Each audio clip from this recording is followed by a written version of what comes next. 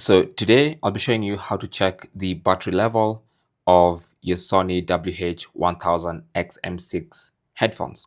So there are two ways to do that. One is through the Sound Connect app. So anytime you have the Sound Connect app, it's going to show the battery percentage. So you can see it says 70% for me. But you can tell the battery level even without the phone and without the app. So as long as you're wearing your headphones, all you have to do is just press on the power button once and it's going to tell you the battery level. All right.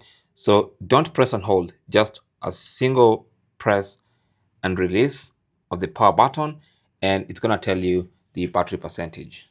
All right. So let me try that next to the microphone. Battery, about 70%. I don't know if you had that, but that's basically how you can tell the battery level. Thanks for watching.